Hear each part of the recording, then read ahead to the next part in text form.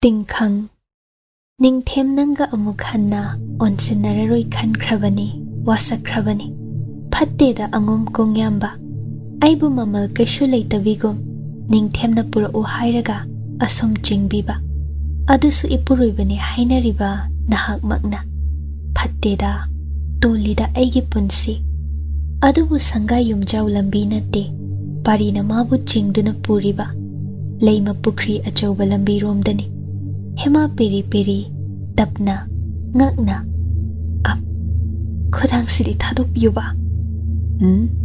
thadok la roi lebe kadom dano pukri daro ningthemna ibungai horiba oiramba su yai yauraga yingchu kongyamba nangse yamna phatte ko aibo karigi phatte pari chatlamba lepe hema gi khodang du thadok tre phatte na hoi pumba Hema turoi ngam loi lepe hayo hema aise kaigi phatribano narum thopna leisaribi saidang libi aibo hekta angambani haina ningthem haibadugi makhutta mo makhadi hema aigi mama leitre aise hinglubagi kari kanari aise ki basungamte hema makhol nikna sum lepe parina khodang do muk paiduna chingduna poi hema handakti yelakte Tauning bana hoina tau ai khange haibako leima pukri tamba changhai daba mafam du yoksin khiba ihang hanglame kana su leite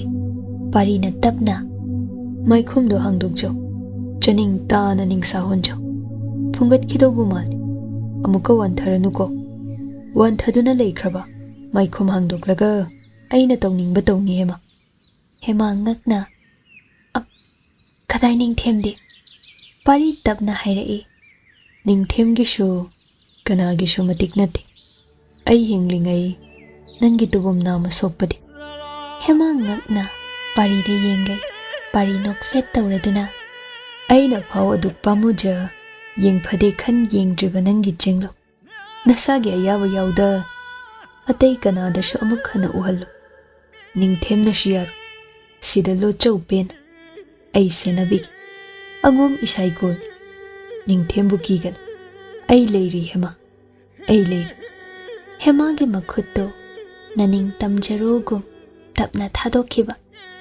angom konungrom dana lanjau amana ngai duna leiramgani pari kaude adubu thawoidana ma ngek phamthai tawhaidaba pumba tawriba matom ta nokningde hema di kadai labna phamthaki haiba in Maikhom hangdo ning tamna atiyada mityeng thamki tumin leinei anido somdana achamba ning them natte leikoi rel mapu maidingu ning thau pumbagi makok ning thau rel ni angom ta natte magi michangda leiriba atai kaya leiri aduna angomna mangang sagai asi lambabadi ngamloi khangbagi mangak nonduna aduk kuibasi Lanchenbagi mapabung langmai ning thau apokpi khurai leima anina lagli aduga angom sagaida ningthem yathang indabadi macha atonba pari pisakna ahanbani thaudau asi angom langmai ning thogi puyada khuchan khiroidra natraga khangsinada ushinada lathop oina thamkhradra khangde adubo ningthem gi mayokta lepkhiba angom pari pisaktani ningthem khange yengena yengliba matawni parina hema lawru thakhibadi mafamdagi labna pukre mafam sida purakadaba leitre hema bulotkre hai aki khangdeda angom angauba ngarangi nga khase magumba tumit kangum laba lakha thengnaduna laklaba ningthem aini nang warakani hojikti matang chadre aigi tangbal chetre khumanga angomga michang oikhebada aigi tangbal mangkhigadori aduna ai tumin leitaba yade do ningthem ngai ge haina ngai hema laklaroi khanglasu Lanchenba hoida yade ama khanghalamdabadi yade dana phamge na sum leitha numidang wairam oishinkhi tumin leinabadi natte Lanchenba na tumin pari na thuna hema bo purakhanduna ningthemda makok nol hallo yathang marol adubu pari sangai da phangde atai angom konung pumba thiruba phangba kauba leite Lanchenba karamno Itaw ningthawna aibu warokhiba tari kamdawni sidi oksu oktedo inaw angamton nangbo nahak thak asida angom asi kamdaw hoba handa halaksan mada natte lamhenbi khuman janu nupana haiba indabidusu khangani angom angam hal itik khanghange simak hek yawna khankhi Lanchenba hema haibi budu biduna bukari khangba uba tumin leibaga khazek khazek paribo ningthembu waraujabaga khaktani magi haibabu adubu angom kongyamba asidi mitsingna singbada laptakna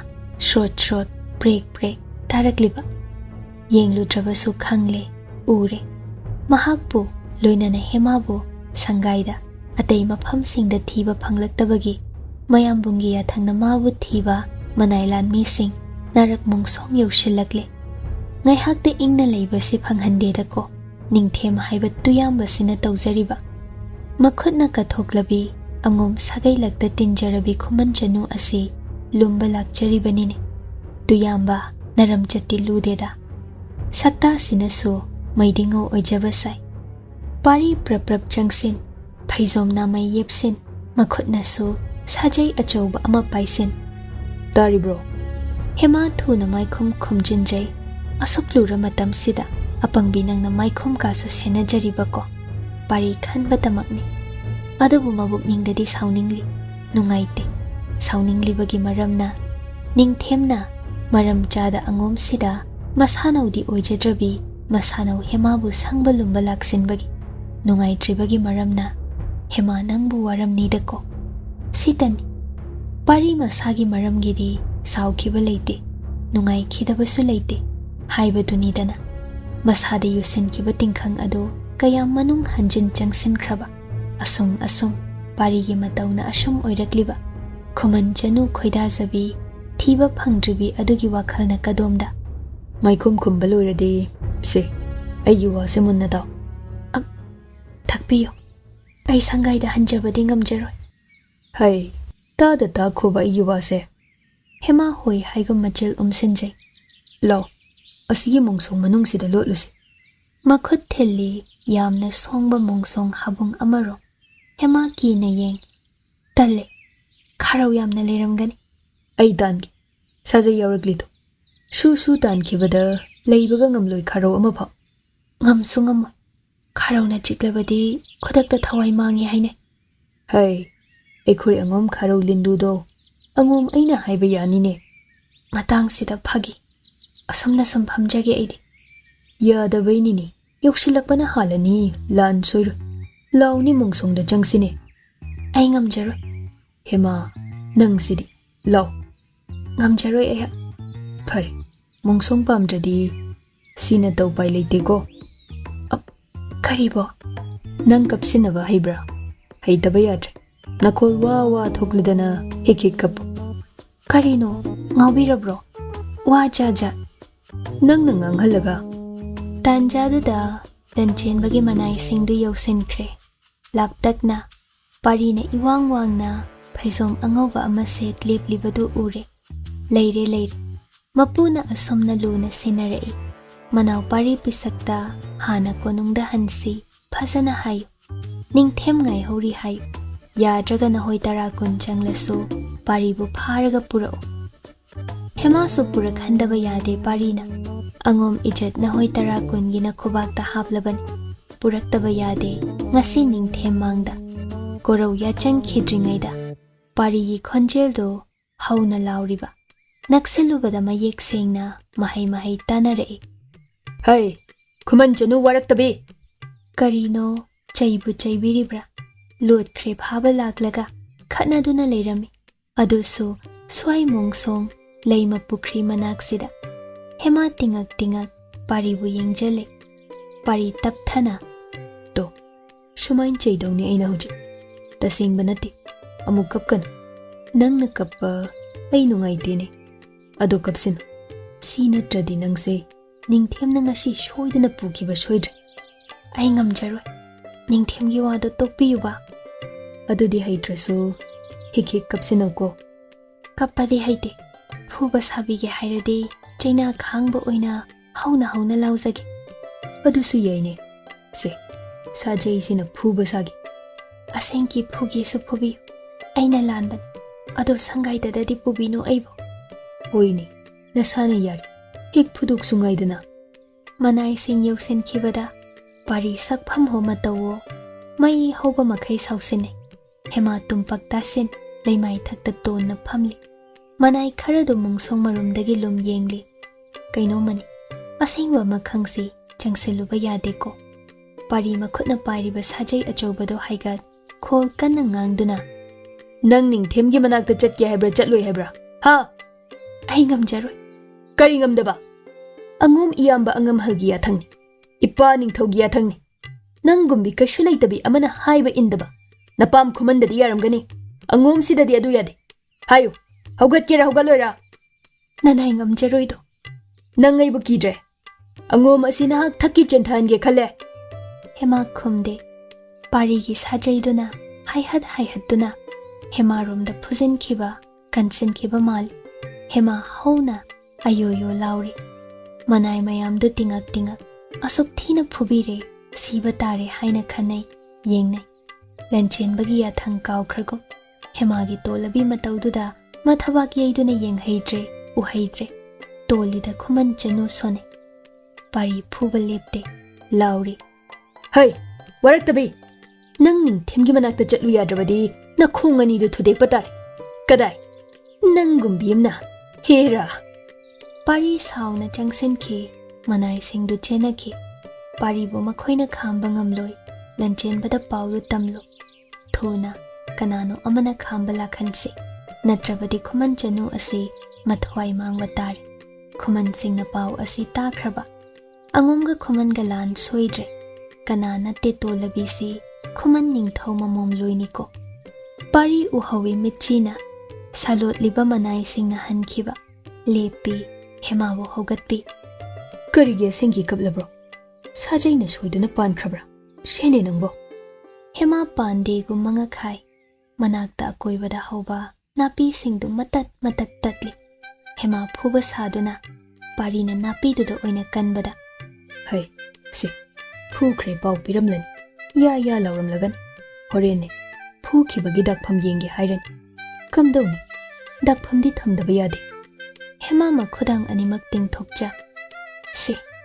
ꯐꯨꯕꯤꯌꯨ ꯑꯁꯦꯡꯀꯤ ꯑꯦ ꯅꯤꯡꯊꯦꯝꯒꯤꯗꯃꯛ ꯑꯗꯨꯐꯥꯎ ꯅꯪꯗꯤ ꯉꯝꯗꯧꯕꯀꯣ ꯑꯩ ꯈꯥꯡꯕ ꯉꯝꯅꯤ ꯁꯤꯗ ꯅꯠꯇꯦ ꯑꯇꯩ ꯍꯛꯆꯥꯡ ꯃꯐꯝꯗꯁꯨ ꯑꯄꯥꯝꯕ ꯈꯟꯕꯤꯗꯨꯅ ꯀꯟꯁꯤꯟꯕꯤꯔꯛꯎ ꯗꯥꯛꯐꯝ ꯊꯝꯕꯤꯌꯨ ꯅꯈꯨꯗꯥꯡꯗ ꯈꯛ ꯌꯥꯔꯣꯏꯗꯅ ꯅꯅꯝ ꯅꯈꯣꯡꯗꯁꯨ ꯗꯥꯛ ꯇꯥꯕ꯭ꯔꯥ ꯏꯇꯩꯃꯅꯤ ꯊꯥꯖꯤꯟꯗꯨꯅ ꯍꯣꯔꯦꯟ ꯁꯣꯏꯗꯅ ꯌꯦꯡꯍꯟꯈꯤꯅꯤ ꯂꯣꯏꯅꯃꯛꯇ ꯍꯦꯛꯇ ꯑꯩꯕꯨ ꯐꯨꯕꯤꯌꯨ ꯍꯩ ꯑꯩꯅ ꯀꯔꯝ ꯉꯝꯒꯅꯤ ꯅꯪꯕꯨ ꯐꯨꯕꯗꯤ ꯑꯩꯁꯦ ꯑꯁꯤꯒꯤ ꯐꯨꯕꯤꯈꯤꯕ ꯅꯥꯄꯤꯁꯤꯅꯤ ꯍꯥꯏꯅ ꯈꯟꯕꯤꯗꯨꯅ ꯐꯨꯕꯤꯌꯨꯕ ꯅꯪꯕꯨ ꯅꯥꯄꯤꯔꯣ ꯍꯦꯃꯥ ꯅꯠꯆꯗꯦ ꯈꯟꯕꯤꯌꯨ ꯍꯥꯏꯖꯕꯅꯤ ꯑꯩꯕꯨ ꯊꯃꯣꯏ ꯄꯥꯟꯗꯕ ꯃꯤꯔꯣ ꯀꯔꯝ ꯉꯝꯅꯤ ꯊꯃꯣꯏꯗꯤ ꯍꯨꯕꯤꯈ꯭ꯔꯦ ꯇꯥꯛꯄꯤꯕꯗꯥꯏ ꯑꯦ ꯑꯩꯅ ꯀꯅꯥꯅ ꯍꯨꯈ꯭ꯔꯤꯕ ꯏꯅꯥꯎ ꯑꯣꯏꯕꯤ ꯈꯨꯃꯟ ꯆꯅꯨꯗꯨꯅ ꯑꯗꯨꯒꯤ ꯋꯥꯗꯨꯅ ꯑꯃꯅꯦ ꯍꯦꯃꯥ ꯅꯪꯕꯨ ꯐꯨꯕꯗꯤ ꯑꯩ ꯉꯝꯃꯣꯏ ꯑꯩꯕꯨ ꯐꯨꯕꯤꯗ꯭ꯔꯕꯗꯤ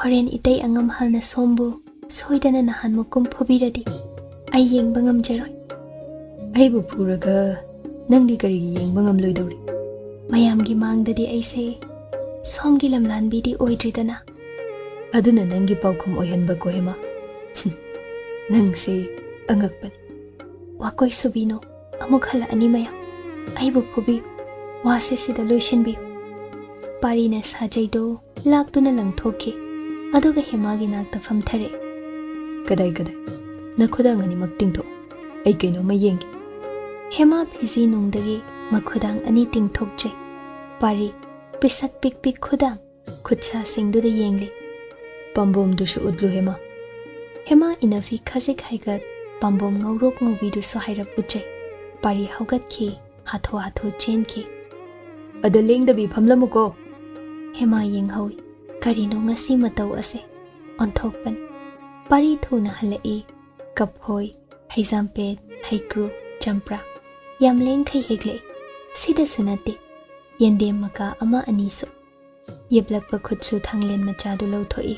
Hema tingak yengduna le. Karino, aibo hatpira daura. Angom idhauda katpidoira.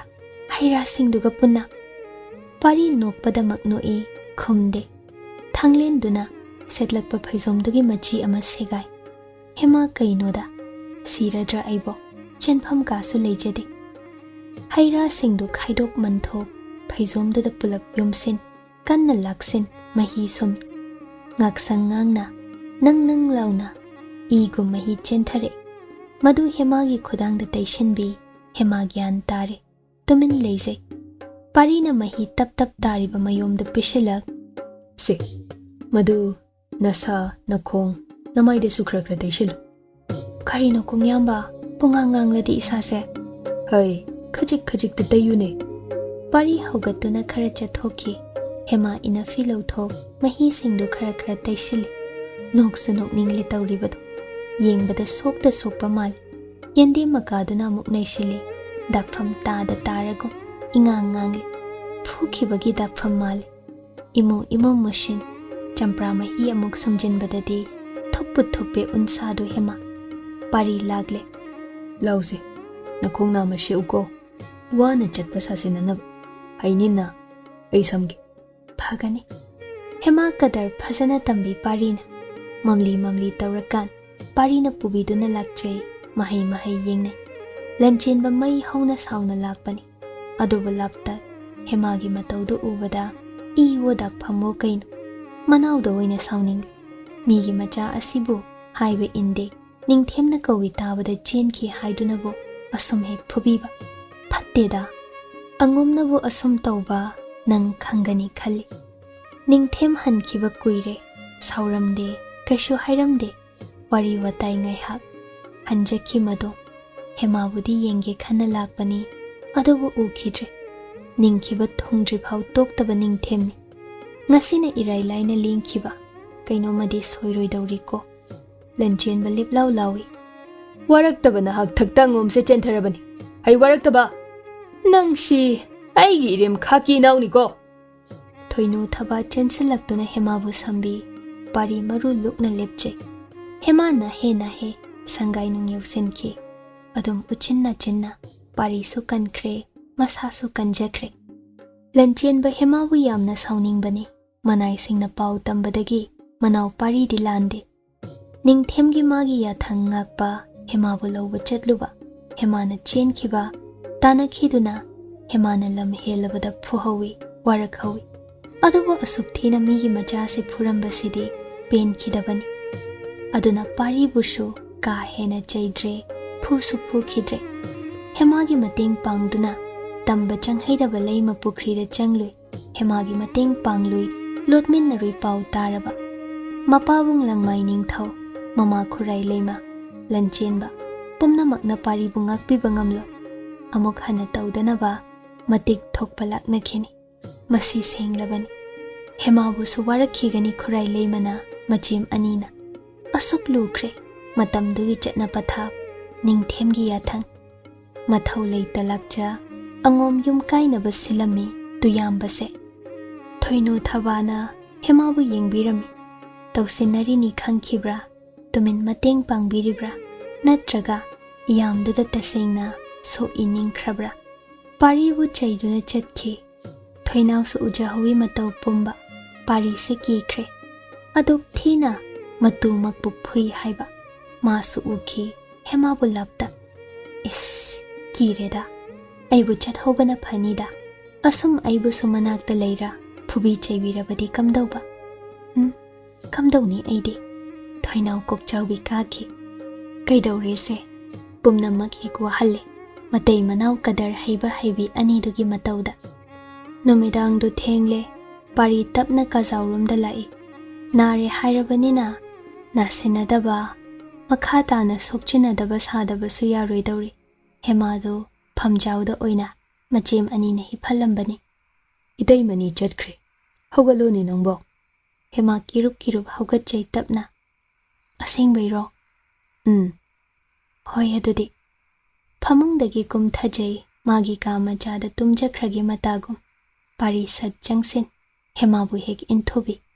ꯐꯃꯨꯡꯗ ꯂꯣꯡꯗꯥ ꯍꯦꯛꯇꯥꯏ ꯀꯤꯈ꯭ꯔꯦ ꯌꯥꯝꯅ ꯀꯔꯤ ꯀꯔꯤ ꯇꯧꯔꯛꯂꯗ꯭ꯔ ꯃꯇꯧꯗꯣ ꯑꯍꯤꯡꯒ ꯑꯣꯏꯔꯦ ꯂꯥꯎꯒꯦ ꯇꯧꯖꯩ ꯍꯦꯃꯥ ꯑꯗꯨꯕꯨ ꯀꯔꯝ ꯃꯄꯨꯔꯣꯏꯕꯅ ꯃꯥꯕꯨ ꯏꯟꯊꯨꯕꯤꯔꯦ ꯃꯄꯨꯔꯣꯏꯕꯅ ꯃꯥꯕꯨ ꯀꯔꯝ ꯂꯥꯎꯅꯤ ꯀꯅꯥꯅ ꯇꯥꯕꯤꯅꯕ ꯂꯥꯎꯅꯤ ꯄꯥꯔꯤ ꯅꯣꯛꯂꯗꯨꯅ ꯇꯨꯝꯖꯧ ꯍꯥꯏ ꯋꯥꯅꯤꯅꯦ ꯑꯩ ꯀꯩꯁꯨ ꯇꯧꯕꯤꯔꯣꯏꯅꯦ ꯑꯦ ꯊꯣꯛꯄꯤꯔꯣ ꯑꯗꯨꯗꯤ ꯅꯠꯇ꯭ꯔꯒ ꯀꯥ ꯃꯆꯥꯗ ꯆꯠꯆꯒꯦ ꯑꯗꯨꯗ ꯂꯩꯌꯨꯃ ꯉꯁꯤꯗꯤ ꯍꯦꯃꯥ ꯀꯩꯗꯧꯅ ꯂꯩꯅꯤ ꯑꯩꯗꯤ ꯅꯪꯕꯨ ꯌꯦꯡꯒꯦ ꯑꯦ ꯀꯤꯔꯦꯗ ꯑꯉꯣꯝꯕ ꯅꯪꯁꯦ ꯅꯪꯅ ꯍꯦꯛ ꯍꯦꯛ ꯂꯩꯖꯕ ꯀꯥꯆꯤꯜꯁꯤꯗ ꯉꯁꯤꯗꯤ ꯅꯍꯨꯠꯇ ꯑꯩ ꯂꯩꯕꯤꯒꯦ ꯀꯔꯤꯒꯤ ꯂꯩꯗꯧꯔꯤꯕ ꯀꯣꯡꯌꯥꯝꯕ ꯅꯊꯧ ꯂꯩꯇꯦꯗ ꯑꯣꯟꯊꯣꯛꯅ ꯂꯩꯒꯦ ꯅꯪꯒꯤ ꯀꯥꯆꯤꯜꯁꯦ ꯅꯨꯡꯉꯥꯏꯗꯧꯕ ꯃꯥꯜꯂꯤ ꯀꯗꯥꯏꯗ ꯅꯨꯡꯉꯥꯏꯅꯤ ꯌꯥꯝꯅ ꯏꯪꯉꯤꯗꯅ ꯑꯗꯨ ꯑꯣꯏꯁꯨ ꯇꯨꯝꯖꯧ ꯇꯨꯝꯖꯧ ꯑꯍꯤꯡꯗ ꯑꯇꯩ ꯏꯅꯥꯏ ꯀꯅꯥꯅꯣ ꯆꯪꯂꯛꯄ ꯇꯝꯕ ꯉꯝꯗꯦ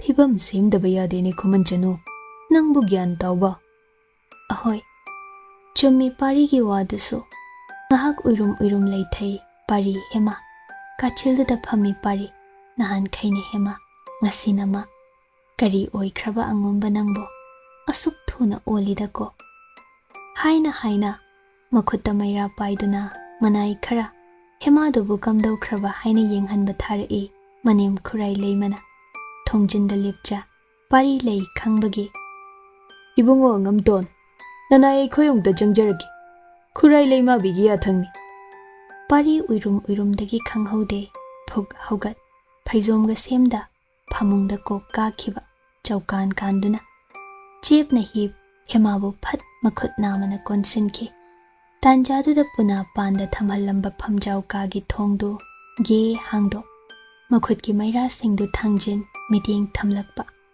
ꯃꯨꯔꯨꯝ ꯃꯨꯔꯨꯝ ꯃꯅꯥꯏ ꯑꯃꯅ ꯍꯩꯃꯥ ꯀꯩꯁꯨ ꯇꯧꯗꯦ ꯌꯥꯇꯥꯔꯝꯂꯤꯅꯦ ꯁꯤꯗꯤ ꯑꯩꯈꯣꯏ ꯁꯨꯕ ꯄꯥꯎꯈꯨꯝ ꯉꯥꯏꯉꯝꯈꯤꯗ꯭ꯔꯦꯅꯦ ꯎꯔꯦ ꯄꯥꯔꯤꯅ ꯐꯩꯖꯣꯝ ꯀꯣꯝꯂꯞ ꯐꯨꯔꯤꯠ ꯁꯥꯏꯒꯛꯄꯗꯨꯁꯨ ꯀꯣꯝꯂꯤ ꯀꯣꯝꯂꯤ ꯃꯁꯥꯗ ꯃꯐꯤ ꯀꯣꯝꯂꯕꯤ ꯃꯥꯒꯤ ꯍꯦꯃꯥꯕꯨ ꯀꯣꯟꯁꯤꯟ ꯃꯃꯤꯠ ꯑꯅꯤ ꯎꯏꯁꯤꯟ ꯍꯤꯞꯂꯝꯂꯤꯕ ꯍꯦꯃꯥ ꯁꯣꯔ ꯄꯤꯛꯅ ꯄꯤꯛꯅ ꯍꯣꯜꯂꯤ ꯍꯥꯏꯔꯞ ꯆꯪꯁꯤꯟ ꯌꯦꯡꯂꯨꯕ ꯄꯥꯔꯤ ꯃꯩꯉꯥꯜ ꯎꯕꯒꯤ ꯃꯤꯀꯞ ꯊꯣꯛꯀꯦ ꯇꯧꯕ ꯁꯥꯈꯤ ꯉꯥꯏꯍꯥꯛꯀꯤ ꯃꯇꯨꯡꯗ ꯃꯩꯉꯥꯜ ꯑꯗꯨ ꯃꯥꯡꯈ꯭ꯔꯦ ꯍꯥꯟꯅꯒꯨꯝ ꯐꯝꯖꯥꯎꯀꯥ ꯃꯨꯁꯤ ꯃꯨꯁꯤ ꯊꯥꯎꯃꯩ ꯃꯉꯥꯜ ꯃꯅꯥꯏꯁꯤꯡ ꯍꯟꯈꯤꯕ ꯀꯨꯏꯔꯦ ꯍꯟꯖꯤꯟꯅ ꯀꯅꯥꯁꯨ ꯂꯥꯛꯂꯔꯣꯏꯁꯨ ꯈꯪꯂꯤ ꯑꯗꯨꯕꯨ ꯄꯥꯔꯤꯗꯤ ꯃꯆꯤ ꯂꯦꯡꯉꯨ ꯌꯥꯈꯤꯗ꯭ꯔꯦ ꯍꯦꯃꯥꯕꯨ ꯊꯝꯂꯤ ꯃꯊꯥꯗꯁꯨ ꯀꯔꯝ ꯂꯦꯜꯂꯤ ꯑꯄꯪꯕꯤ ꯅꯪꯕꯣ